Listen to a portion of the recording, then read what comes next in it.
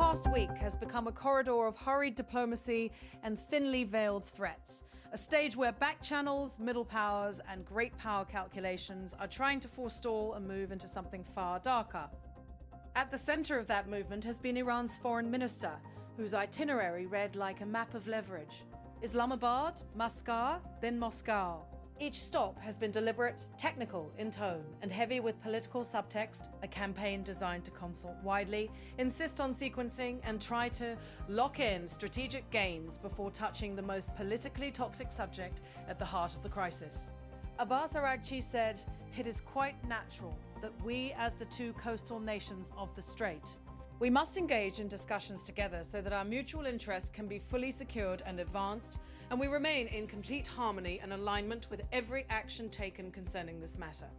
Those words, delivered in Muscat and repeated in briefings, capture the logic driving Tehran. The approach, control, or at least coercive influence over the Strait of Hormuz is not simply a tactical bargaining chip. It is a strategic lever tied to national dignity, economic sovereignty, and domestic politics. Araghchi's tour has been framed by Iranian officials as technical diplomacy, expert consultations on maritime arrangements, legal frameworks, and security guarantees, but the political subtext has been unmistakable. Islamabad hosted him as a broker and connective tissue, Oman offered a discreet bridge to neighbors, and Moscow added an extra layer of security consultation and geopolitical weight.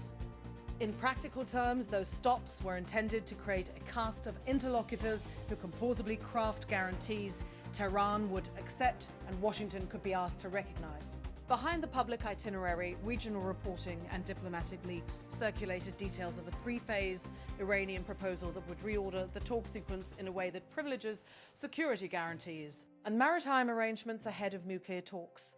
Under that framework, Phase 1 would demand a reversal, or at least a legal commitment to halt what Tehran calls US and Israeli aggression, together with legally binding assurances that kinetic operations will not resume. Phase 2 would move management of the Strait of Hormuz into a new legal architecture developed with coastal neighbors, notably Oman. Only after those two steps, the document says, would Tehran be prepared to open detailed negotiations on nuclear limits. The logic is plain: the sequence privileges strategic gains before bargaining over the most contentious item on the table. If true, Tehran aims to cement maritime leverage and security guarantees before bargaining over nuclear constraints, a posture designed to protect political red lines at home while extracting concessions abroad. Whether Washington will accept that sequencing, and whether Oman, Pakistan, and Russia can credibly underwrite the guarantees to her, and Sikhs will determine whether talks move forward or fragment into a loop of demands and refusals. Pakistan has quietly returned to the diplomatic front lines. Islamabad's Prime Minister and Foreign Minister have been publicly engaged, and behind the scenes, the state has hosted and shuttled delegations. For this round, Pakistan's Prime Minister Shehbaz Sharif and his deputy and Foreign Minister Ishaq Dar have played visible roles, offering space for proximity talks and helping translate offers across capitals. That role is both tactical and reputational. Pakistan wants to be a broker but cannot appear to take sides. The balancing act is delicate. Provide a corridor for diplomacy while preserving ties across a polarized region. Oman remains a discreet and steady interlocutor, the kind of partner that regional capitals and mediators still trust to host technically focused consultations. Sultan Haytham bin Tariq's government has leaned on decades of neutral diplomacy, keeping the focus on legal drafting and maritime confidence building. Moscow's inclusion complicates the work. Russia can act as a diplomatic amplifier and a security partner for Tehran, but its involvement also raises questions in Washington about whether engagement with Moscow will stabilize or harden the bargaining blocs. Inside Iran, the diplomatic push is tempered by harder voices in the security establishment and conservative political circles. The domestic calculus is not symbolic. It is a constraint with teeth. A parliamentary figure said, "The 40 days of heroic resistance by the Iranian people must absolutely ensure that we exercise our people's rights and secure the nation's interests." That sentence, repeated in Tehran and invoked by hardline lawmakers, is the language of political legitimacy after months of mobilization. Every concession must be defensible to an audience that has been rallied by sacrifice and slogans of dignity. Lawmakers and security officials argue that any deal appearing as surrender to US pressure will be rejected at home. That dynamic limits what negotiators can offer and shapes the range of compromise. The result is a dual-track negotiation, talks that must be credible on the world stage while remaining palatable to domestic constituencies with little appetite for compromise. Iran's diplomats insist on expert-level consultations, stepwise legal frameworks, and arrangements that leave sovereign claims intact while lowering the risk of naval confrontation. In public, they promise technical, sober work. In private, they seek guarantees that change the balance of leverage without erasing the political narrative of resistance. From Washington, the signals have been uneven, blunt, clipped, and at times contradictory. President Donald Trump said, "We have all the cards. They have none." He followed that posture with an open line. They can call us any time they want. At the same time, the administration's rhetoric has included sharp caveats that have unnerved diplomats trying to read a stable negotiating position. President Trump also said, "We haven't thought about it yet." Those three lines, a swagger, an invitation, and a shrug, have complicated mediators' work. Diplomacy depends on predictable signals more than rhetorical flourish. Sudden reversals and public posturing have deepened mistrust on all sides. That confusion spilled into action when the White House abruptly called off a planned Pakistan trip by two envoys who had been due to travel to Islamabad to connect American diplomacy with the Pakistani mediation track. The envoys, including one private sector negotiator and a senior administration aide, were expected to bridge Tehran and Washington through Pakistan's hosting role. The cancellation was framed in Washington as a matter of practicality. In regional capital, it was interpreted as a sign that the US does not want to be drawn into an accord perceived to undercut core American priorities. For Pakistan and forces, others who invested political capital in hosting interlocutors, the abruptness deepened mistrust. Complicating matters further was a legal memorandum released from Washington in late April by the State Department's legal advisor, which set out a legal rationale for US profess mode strikes earlier in the crisis and invoked Article 51 of the UN Charter.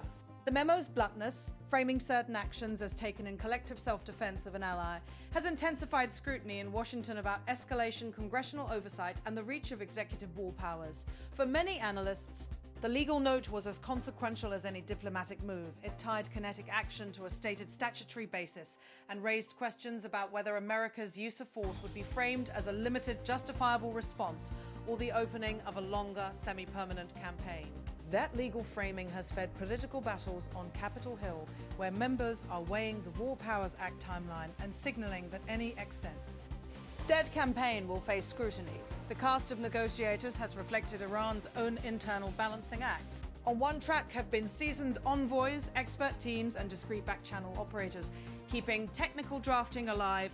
On the other, high-profile figures have been pressed forward to offer optics that Tehran's power centers are engaged. The visibility of a hardline figure who can nonetheless be read as pragmatic matters. It signals that security interests are central to any bargain while offering an interlocutor who can speak both to Iran's elites and to foreign counterparts. The maritime question sits at the center of the dispute. The Strait of Hormuz is a literal choke point. A large share of the world's oil flows through it. Any shift in its status, whether through a formal management arrangement or informal coercive measures, could ripple across shipping lanes, insurance markets, and energy prices. Iranian negotiators have voted unconventional economic measures in past, rallied to security demands, ideas about shifting transactions into alternative currencies, bilateral settlement systems, and even formulations that would privilege Iran's national currency in certain settlements. Those proposals are both political and practical. Economic sovereignty has become another front on which leverage is sought. But whether banks, insurers, and shipping companies would accept sudden changes is an immediate practical barrier to rapid transformation. For mediators, the task is translation. Convert Iran's technical frameworks into guarantees both Tehran and Washington can sell to their domestic audiences. That requires legal drafting, third-party guarantors, and a credible enforcement architecture. Can Oman and Pakistan, with Russian support or Russian assurances, present guarantees Washington would accept? Can Washington offer assurances that protect its allies without appearing to concede too much to Tehran's narrative of resistance? Those questions have no single answer. They will be worked out incrementally through shuttle diplomacy, expert legal drafting, and slow coalition building. Leaks, cancellations, and public legal justifications have deepened mistrust even as middle powers try to bridge gaps. The variables to watch are narrow and consequential. Will Washington accept a phased approach that prioritizes maritime security guarantees ahead of nuclear restrictions? Will Tehran accept language that limits operational freedom without undercutting the resistance narrative that has become politically vital at home? Can Oman and Pakistan, with credible backing, present guarantees that satisfy both sides? Russia's involvement is a strategic dilemma. Moscow can help restrain a fight or harden alliances that complicate a negotiated settlement. Iran and Russia already have deep security and economic ties, and Tehran's outreach to Moscow may be intended to bring a powerful guarantor into any future settlement, whether as a diplomatic amplifier or a formal participant in guarantees. For Washington, that is double-edged. Russian involvement could stabilize an agreement or empower an actor whose inclusion creates new geopolitical frictions. Every legal clause, every technical consultation, and every promised guarantee will be weighed against domestic political realities. In Tehran, bargains must be defensible to constituencies mobilized by months of struggle. In Washington, agreements must preserve deterrence and protect allies. In Islamabad and Muscat, the work is a delicate balancing act. Offer a corridor for talks without being seen as taking sides. For Moscow, engagement is an opportunity to influence an outcome that could either stabilize the region or harden blocs. Diplomacy in this environment is patient and incremental. It is made up of small, legalistic moves, expert working groups drafting maritime arrangements, lawyers framing guarantees that purport to bind action, and mediators hedging to keep competing audiences supportable if negotiators can keep ships moving and words binding without ceding irretrievable advantage. The crisis may be containable. If not, the region risks becoming a theatre where local disputes cascade into global disruption. The immediate posture is fragile, but not yet broken. Envoys keep travelling, draft legal texts circulate in closed rooms, and mediators try to stitch together a compromise that can be presented as defensible at home. What emerges over the coming days will depend on two acts: whether direct face-to-face assurances can be crafted that satisfy both security needs and political red lines, and whether the major external players, Washington, Moscow, and key regional capitals, decide the cost of inaction is worse than the risks of a negotiated settlement. Until those calculations are settled, the corridor of diplomacy will stay busy and tentative. The Strait of Hormuz will remain both a barometer and a battlefield of political narrative. For Tehran's sequence, guarantees are about safeguarding gains and respect. For Washington, preserving deterrence and protecting allies are non-negotiable. For the middle powers, the work is a careful, quiet stitch. Offer a path to talks without becoming the story. The next moves will be small and legalistic, sudden and decisive. Either way, they will be watched closely, and the stakes will be measured not only in political capital and legal texts, but in whether ordinary trade and ordinary lives can move through that narrow waterway unimpeded.